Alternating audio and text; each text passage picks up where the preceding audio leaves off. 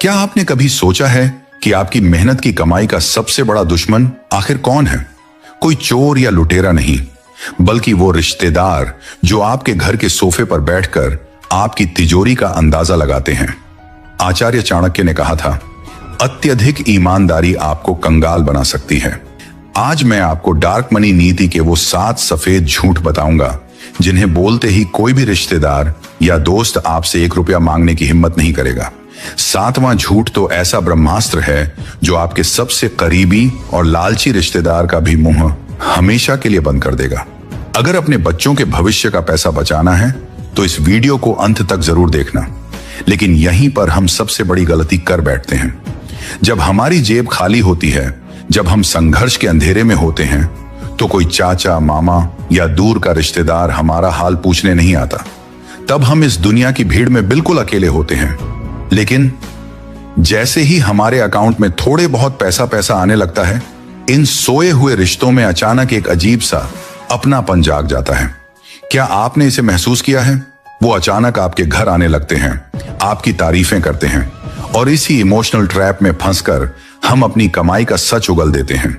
Dark psychology कहती है कि वो आपकी नहीं, आपके पैसे की वैल्यू कर रहे हैं। अब ध्यान से सुनिए, क्योंकि चाणक्य का वो कड़वा नियम अब शुरू होने वाला है जो आपकी आंखें खोल देगा। चाणक्य नीति साफ कहती है कि धन और रिश्ते कभी एक ही पटरी पर नहीं चल सकते। अगर आपने अपने बैंक बैलेंस का सच बता दिया तो या तो पैसा जाएगा या वो रिश्ता। तो चलिए डार्क मनी नीति का पहला अचूक हथियार उठाते हैं, आपकी कुल संपत्ति यानी आपकी नेट वर्थ का सच। परिवार के किसी फंक्शन में जब कोई मुस्कुराते हुए पूछता है कि और बेटा कितना जोड़ लिया, तो हम अक्सर छाती चौड़ी करके थोड़े से अहंकार में बोल देते हैं कि बस अंकल 10-20 लाख तो पड़े ही हैं, और यही खेल पूरी तरह से पलट जाता है। आपके इस एक वाक्य के बाद सामने वाले के दिमाग में जो शातिर कैलकुलेशन चलती है वो जानकर आपके रोंगटे खड़े हो जाएंगे। जैसे ही आपने 20 लाख कहा, उनका शिकारी दिमाग तुरंत हिसाब लगा लेता है कि अगर इसके पास इतना पैसा फालतू पड़ा है तो 2 लाख तो ये मुझे दे ही सकता है। अब कल को अगर वो आपसे पैसे मांगेंगे और आप मना करेंगे तो पूरे खानदान में आपको अहंकारी घोषित कर दिया जाएगा। इसलिए वो पहला सफेद झूठ जो आपको अपने दिमाग में हमेशा के लिए फीड कर लेना है वो है अपनी मजबूरी का दिखावा। जब भी कोई पूछे तो चेहरे पर गहरी मायूसी लाकर कहिए, अरे अंकल कहां पैसा, बस दाल रोटी चल रही है। आजकल महंगाई इतनी बढ़ गई है कि महीने के आखिर में क्रेडिट कार्ड से राशन भरना पड़ता है, कोई सेविंग नहीं है। आप शायद सोचेंगे कि इससे समाज में आपकी इज्जत कम होगी, तो इस कड़वे सच को आज ही हजम कर लीजिए। इज्जत पैसों से नहीं बचती, पैसा बचाने से इज्जत बचती है। अमीर दिखो मत, अमीर बनो। जब आप उनके सामने परेशान दिखते हैं तो उनकी जलन शांत हो जाती है। इंसान का मनोविज्ञान ही ऐसा है कि वो सफल व्यक्ति से जलता है, लेकिन परेशान इंसान को देखकर उसे तसल्ली मिलती है। उन्हें ये झूठी तसल्ली लेने दीजिए। लेकिन असली खतरा तो तब दस्तक देता है जब आपकी सैलरी बढ़ती है या कंपनी से बोनस मिलता है। क्या आपको याद है जब पिछली बार आपको ऑफिस में इंक्रीमेंट या कोई मोटा बोनस मिला था? आपने जोश में आकर मिठाई बांटी होगी या सबको खुशी खुशी बता दिया होगा, और यहीं आपकी दूसरी सबसे बड़ी हार तय हो गई।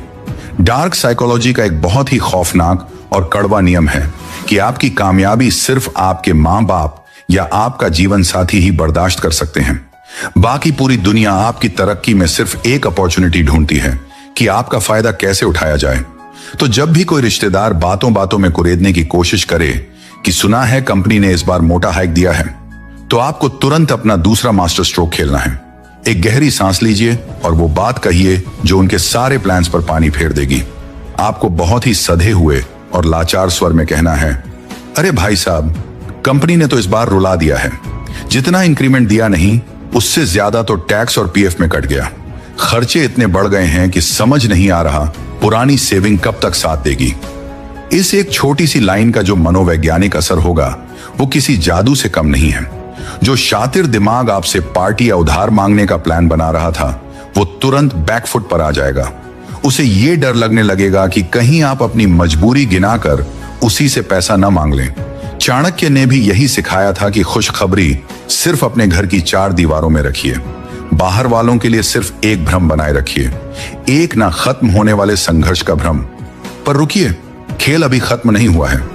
जब बात आपके इन्वेस्टमेंट्स की आती है तो ये लालची नजरें और भी खतरनाक रूप ले लेती हैं।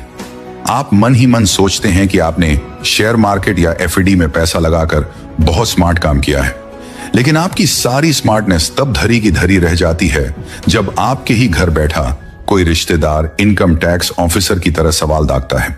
सुना है आजकल म्यूचुअल फंड में बड़ा पैसा डाल रहे हो, कहां कहां इन्वेस्टमेंट कर रखा है। ऐसे सवालों पर अगर आपने शराफत में सच बोला तो समझ लीजिए आप खुद अपने पैरों पर कुल्हाड़ी मार रहे हैं। यहीं पर आपको अपना तीसरा ब्रह्मास्त्र चलाना है। यह ब्रह्मास्त्र इतना अचूक है कि सामने वाले के पास इसका काउंटर करने के लिए कोई शब्द ही नहीं बचेंगे। अब जो मैं आपको बताने जा रहा हूं वो आपको हर उस इंसान से बोलना है जो आपकी तिजोरी झांकने की कोशिश करे। ये तीसरा झूठ सीधे आपके इन्वेस्टमेंट्स को लेकर है। जब कोई आपके पैसों का हिसाब मांगे तो बहुत ही चिंताजनक स्वर में कहिए, अरे भाई साहब, कौन सा इन्वेस्टमेंट? जो थोड़ा बहुत पैसा बचता है वो तो पुराने कर्जे चुकाने और परिवार के मेडिकल इंश्योरेंस के भारी भरकम प्रीमियम भरने में ही निकल जाता है। कुछ लिक्विड कैश तो हाथ में बचता ही नहीं है। असली डार्क मनी नीति यही काम करती है। इंसान हमेशा कैश या नगद की मांग करता है। जब आप उन्हें यह पूरा विश्वास दिला देते हैं कि आपके पास लिक्विड कैश है ही नहीं बल्कि आप तो खुद किस्तों के बोझ तले दबे हैं, तो उनका पूरा प्लान वहीं क्रैश हो जाता है। कोई भी ऐसे व्यक्ति से उधार नहीं मांगना चाहता जिसकी खुद की ईएमआई बाउंस होने वाली हो। लेकिन क्या हो जब बात आपकी साइड इनकम की आए? आज के समय में हर कोई जॉब के साथ कोई ना कोई साइड इनकम या छोटा मोटा बिजनेस करने की कोशिश कर रहा है। हो सकता है आपने भी कोई फ्रीलांसिंग शुरू की हो या कोई छोटी सी दुकान खोली हो। और ठीक इसी जगह हम अपनी होशियारी झाड़ने के चक्कर में सबसे गहरे जाल में फंस जाते हैं। जैसे ही हम किसी रिश्तेदार को बताते हैं कि हाँ, वो साइड से भी महीने का 20-30 हजार आ रहा है, तो सामने वाले की आंखों में लालच की एक भयानक चमक आ जाती है। डार्क मनी नीति का चौथा सबसे अहम झूठ आपको अपनी इसी साइड इनकम को लेकर बोलना है। जब भी कोई पूछे कि सुना है नया बिजनेस शुरू किया है, खूब छपाई चल रही है, तो एक गहरी आह भरते हुए अपना असली दांव खेलिए। आपको बहुत ही उदास होकर कहना है, अरे कहां भाई, काम तो शुरू किया था सोचकर कि कुछ एक्स्ट्रा आएगा, पर अभी तो सिर्फ अपनी जेब से लॉस सहना पड़ रहा है। समझ नहीं आ रहा कि इसे बंद कर दूं या कुछ दिन और धक्के खाऊं। यह मानव स्वभाव की एक बहुत ही घिनौनी लेकिन 100% सच बात है कि लोग आपकी सफलता से जलते हैं, लेकिन आपकी असफलता पर उन्हें आप पर दया आती है। सच मानिए, जब बात अपने बैंक बैलेंस को बचाने की हो तो लोगों की दया मांगना उनके सामने रईस बनने से 1000 गुना सुरक्षित है। जब आप उन्हें घाटा बताते हैं तो उनका अहंकार संतुष्ट हो जाता है कि चलो, ये मुझसे आगे नहीं निकल पाया, और इसी खुशी में वो आपसे पैसे उधार मांगने का ख्याल हमेशा के लिए ड्रॉप कर देते हैं। अब जरा सोचिए, असली चुनौती तो तब आती है जब आप अपनी मेहनत की कमाई से कुछ नया खरीद कर घर लाते हैं। मान लीजिए आप एक नई कार या बड़ा टीवी ले आए और फिर कहें कि आप गरीब हैं, तो कोई बेवकूफ ही आपकी बात मानेगा। रिश्तेदार घर आएंगे, आपकी नई गाड़ी देखेंगे और उनकी आंखों में ईर्ष्या की आग साफ दिखाई देगी। वो ताना मारते हुए कहेंगे, क्या बात है, आजकल तो बड़े मजे हैं, घर में नई गाड़ी आ गई। ऐसे समय में कभी भी उन्हें यह मत बताइए कि आपने ये कैश देकर खरीदी है। उन्हें तुरंत अपना 5वां कैलकुलेटेड झूठ परोसिए। कहिए, अरे चाचा जी, ये तो सेकंड हैंड है, एक दोस्त मजबूरी में बेच रहा था तो ले ली।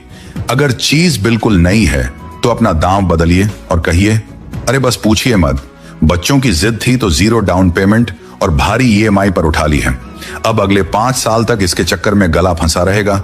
रातों की नींद उड़ गई है ये सोच कर कि इसकी किस्तें कैसे भरूंगा। इस एक मास्टर स्ट्रोक से आप एक साथ 2 खतरनाक निशाने लगाते हैं। पहला, आप उनकी जलन को तुरंत शांत कर देते हैं। वो ये सोचकर खुश हो जाते हैं कि गाड़ी तो आ गई, लेकिन अब ये ईएमआई के बोझ तले दबकर घुट-घुट कर जिएगा। दूसरा, आप उनके दिमाग में ये बात पूरी तरह से बैठा देते हैं कि आपके पास कोई एक्स्ट्रा कैश नहीं है। कोई भी लालची इंसान ऐसे आदमी से पैसा नहीं मांगेगा जिसकी सैलरी का आधा हिस्सा तो बैंक की किस्तों में ही चला जाता हो। पर क्या हो अगर कोई इतना बेशर्म हो कि आपकी ये सब मजबूरियां सुनने के बाद भी सीधे आपके मुंह पर आकर पैसे मांग ही ले? ये वो पल होता है जब अच्छे अच्छे लोगों के पसीने छूट जाते हैं। रिश्तेदार सामने बैठा है, इमोशनल कार्ड खेल रहा है, बेटा बस 50,000 की जरूरत है, बहुत बड़ी मुसीबत में हूं। अब आप सीधे ना कहेंगे तो वो हमेशा के लिए दुश्मन बन जाएगा, और अगर हां कहेंगे तो आपका पैसा 100% डूबना तय है। यहीं पर आपको डार्क मनी नीति का छठा झूठ बड़े ही प्यार और मजबूरी के साथ बोलना है। आपको अपनी मदद करने की क्षमता पर ही एक बड़ा प्रश्न चिन्ह लगा देना है। आपको उनकी आंखों में देखकर कहना है, भाई साहब कसम से मैं आपकी मदद करना चाहता हूं, लेकिन मेरा सारा पैसा एक ऐसी लॉक्ड स्कीम में फंसा हुआ है जिसे मैं चाहकर भी 5 साल से पहले नहीं निकाल सकता। अगर बीच में तोड़ा तो 30 से 40% की भारी पेनल्टी कट जाएगी। कैश तो हाथ में है ही नहीं, सारा पैसा ब्लॉक हो चुका है। यह तर्क उन्हें अंदर तक निरुत्तर कर देता है। ध्यान दीजिए, आपने मदद करने से मना नहीं किया, आपने सिर्फ यह बताया है कि पैसा उपलब्ध नहीं है। ना कहने का यह दुनिया का सबसे सुरक्षित तरीका है, जिसमें सामने वाले का मुंह भी बंद हो जाता है और आपका रिश्ता भी खराब नहीं होता। अब जो मैं आपको बताने जा रहा हूं वो इन सब का बाप है। 7वां और आखिरी झूठ एक ऐसा ब्रह्मास्त्र है जिसे अगर आपने एक बार इस्तेमाल कर लिया तो आपके सबसे करीबी रिश्तेदार भी आपसे पैसे की उम्मीद लगाना छोड़ देंगे। एक लालची इंसान सिर्फ आज के 10-20 हजार रुपये नहीं मांगता, उसकी गिद्ध जैसी नजर आपके पूरे साम्राज्य और आपके जीवन भर की कमाई के उस आखिरी हिस्से पर होती है जिसे आप अपनी सेविंग्स कहते हैं। कई रिश्तेदार सिर्फ इसलिए मंडराते रहते हैं क्योंकि उन्हें लगता है कि भविष्य में जब भी आपके पास बहुत बड़ी संपत्ति इकट्ठी हो जाएगी तो वो अपना हिस्सा निकाल लेंगे। जब भी कोई बहुत ज्यादा अपनापन दिखाते हुए आपके भविष्य की योजनाओं के बारे में पूछे तो समझ जाइए कि ये एक स्कैनिंग मशीन है जो आपकी तिजोरी का पासवर्ड ढूंढ रही है। यहीं पर आपको बिना पलक झपकाए कहना है, क्या भविष्य भाई साहब, जो कुछ भी था वो मैंने एक ऐसे सख्त एजुकेशन ट्रस्ट और लॉक्ड फंड में डाल दिया है जो सिर्फ बच्चों की उच्च शिक्षा के लिए है। हमने तो कागजों पर लीगल एग्रीमेंट साइन कर दिया है कि हमारे मरने के बाद भी उस पैसे को कोई हाथ नहीं लगा सकता, न हम खुद, न हमारे बच्चे और न ही कोई और। अपने बुढ़ापे के लिए भी कुछ नहीं बचा, बस बच्चों के भरोसे दिन कटेंगे। इस एक झूठ से सामने वाले के दिमाग में भयानक भूकंप आ जाता है। इंसान हमेशा अपना समय और प्यार वहीं निवेश करता है जहां से उसे भविष्य में रिटर्न मिलने की उम्मीद हो। यह डार्क साइकोलॉजी का सबसे कड़वा नियम है कि बिना फायदे के कोई किसी का सगा नहीं होता। जब वो सुनते हैं कि आपकी पूरी संपत्ति पहले से ही लॉक हो चुकी है तो उनका सारा फर्जी प्यार उड़ जाता है। यह कोई साधारण झूठ नहीं है, यह एक रिलेशनशिप फिल्टर है। जो लोग कल तक आपके घर से जाने का नाम नहीं लेते थे वो गायब होने लगेंगे क्योंकि आप उनके लिए एक डेड इन्वेस्टमेंट बन चुके हैं। बाकी सब सिर्फ उस शहद के पीछे भागने वाली मक्खियां थीं जो शहद खत्म होते ही उड़ गईं। हो सकता है कि अपनी ही कमाई को बचाने के लिए ये 7 झूठ बोलते समय आपका ज़मीर आपको कचोटे, आपको लगे कि क्या मैं कोई बुरा इंसान बन गया हूं। अब आप खुद से पूछिए, क्या उस इंसान को अपना पैसा दे देना जो कभी उसे लौट आएगा नहीं, जो आपके बच्चों के हक का पैसा उड़ा देगा, क्या वो पुण्य का काम है? बिल्कुल नहीं। याद रखिए, झूठ बोलना पाप है, लेकिन अपनी मेहनत की कमाई को लालची लोगों से बचाना आपका सबसे बड़ा धर्म है। बिना किसी को नुकसान पहुंचाए बोला गया झूठ उस सच से 1000 गुना बेहतर है जो आपके परिवार को सड़क पर लाकर खड़ा कर दे। आपका पहला फर्ज आपके उन बच्चों और पत्नी के प्रति है जिन्होंने बुरे वक्त में आपका साथ दिया है। अगर अपनी शराफत के चक्कर में आपने अपना पैसा लुटा दिया तो आप रिश्तेदारों की नजर में तो महान बन जाएंगे, लेकिन अपने खुद के परिवार की नजरों में एक विलेन बनकर रह जाएंगे। इसलिए अपनी भावनाओं के स्विच को ऑफ करना सीखिए। अपनी संपत्ति पर एक अदृश्य ताला लगाइए और इन 7 झूठों को अपनी ढाल बना लीजिए। अगर आज मेरी एक भी बात आपके दिल पर लगी है तो अभी कमेंट बॉक्स में जाइए और लिखिए माई मनी माई रूल। यह आपका खुद से वादा है कि आज के बाद आपकी मेहनत की कमाई पर सिर्फ आपका हक होगा। इस वीडियो को शेयर करें और चैनल को सब्सक्राइब कर लें। अगली बार मिलेंगे एक और खतरनाक और कड़वे सच के साथ। तब तक के लिए सतर्क रहें और अपने पैसों की रक्षा खुद करें। जय हिंद।